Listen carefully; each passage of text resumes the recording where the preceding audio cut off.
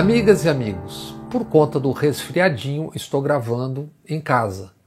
Sem meus craques, Yuri Rossati, Miguel sem equipe, olha para a câmera, olha para a tela, na luz e tudo mais, mas vamos em frente, essa é a operação de um pterodátilo. Abraço. Foi o discurso de um cafajeste. Entrou para a história o pronunciamento de Bolsonaro. Discurso não de um presidente da República, de um líder de um país e de um povo, mas de quem aposta no confronto e no caos. Em 584 palavras ditas em 4 minutos e 33 segundos, nem uma referência aos mortos no Brasil, que então já eram 46. Hoje, até o final dessa gravação, já eram 77 os mortos no Brasil. Em fevereiro, Bolsonaro e família lamentaram a morte, o assassinato do miliciano Adriano Magalhães da Nóbrega. Lamente-se a morte, seja de quem e como for.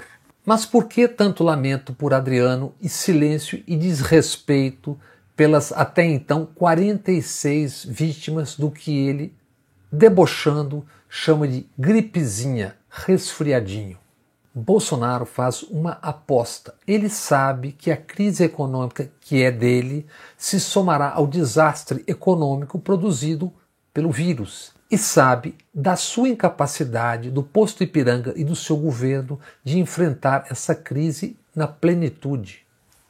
Por isso se antecipa. A culpa será do isolamento. Já estão ecoando as suas redes sociais a partir da palavra dele.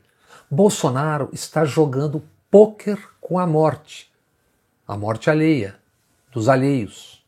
O presidente nada disse sobre 2021 brasileiros na terça já infectados, nem um pingo de empatia, de compaixão com mortos mundo afora, que então já eram 20 mil. Nada, nem mesmo sobre os mortos nos Estados Unidos, que então eram 600, hoje já passaram de 1.000. Os Estados Unidos são o novo epicentro da Covid-19 no mundo, alerta a Organização Mundial da Saúde. Mas Bolsonaro e o ministro da Justiça, Moro, decidiram, ao contrário de países da Europa e Ásia, o Brasil segue de portas abertas para os norte-americanos. Nada mais natural para um presidente e um ministro da Justiça que visitam CIA e FBI como se fossem a Disneylândia. Na quarta, em um comunicado oficial, o governo dos Estados Unidos recomendou aos seus cidadãos: peguem o primeiro avião e caiam fora do Brasil. Por causa do vírus, certamente, ou há algum outro motivo que o governo Trump já tenha conhecimento. Bolsonaro pediu ao Supremo a suspensão por 30 dias da contagem do prazo de validade das medidas provisórias.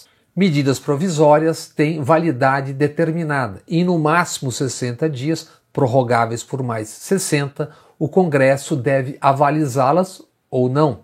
Bolsonaro alega a excepcionalidade da crise para pedir a suspensão da contagem de prazos. Isso significa Bolsonaro quer governar sozinho, com a palavra o Supremo Tribunal. Em edição extra, que restringe a lei de acesso à informação. Essa lei permite que se tenha conhecimento daquilo que governos em todos os níveis preferem esconder.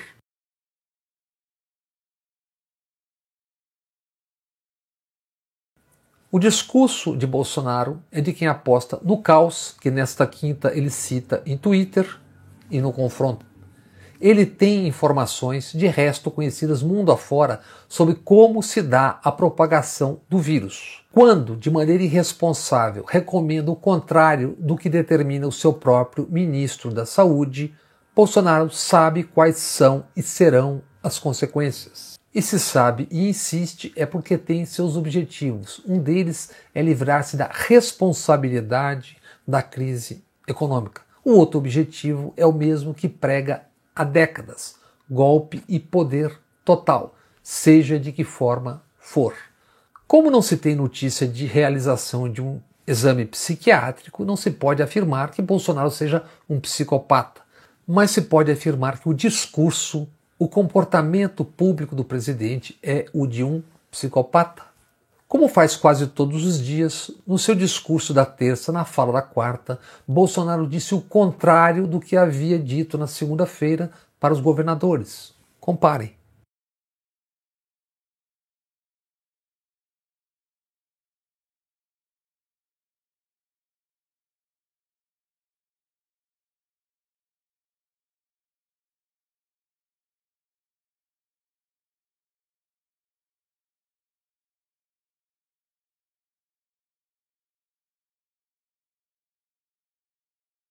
E reparem na reação do vice Mourão quando Bolsonaro faz escada para Dória ao atacar o que um dia já foi a célebre dupla Bolso-Dória.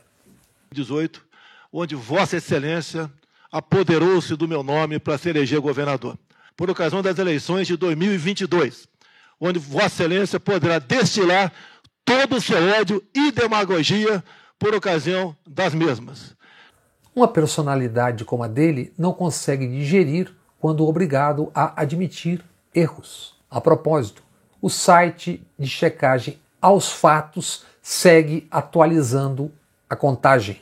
Na terça-feira, 449 dias na presidência, Bolsonaro já havia falseado ou distorcido fatos em 749 declarações. Falsear e distorcer, eufemismos para mentir.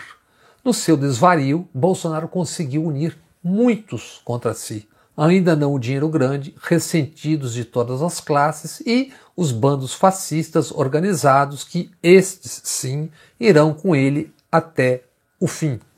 Faltaria tempo para citar políticos, autoridades públicas, personalidades, associações do universo da saúde que criticaram o discurso do presidente.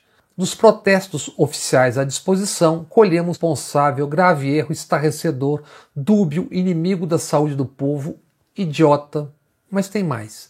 Intolerável, incoerente, perverso, ignorância, má-fé, cinismo, desserviço, desprezo pela vida, absurdo, insensatez, não está à altura, incitação ao genocídio, etc. Tudo isso pode ser lido em várias das notas públicas que saíram desde a quarta-feira. E nessa toada, Bolsonaro vai dando dimensão a quem não tem a dimensão que busca vender. O grande político tem o dever de enxergar lá na frente, antever personagens e movimentos. Governadores, Caiado e em especial Dória e Witzel não apenas não enxergaram, ou pior, fingiram não enxergar o que Bolsonaro significa. Agora, sem nem mesmo fazer a autocrítica que tanto cobram, assim como não fazem certos jornalistas e suas empresas, com a barbárie que encarna, Bolsonaro empresta a eles e elas uma oportunidade, a de irem se limpando, fingindo nada terem a ver com esse ensaio do fascismo jeca.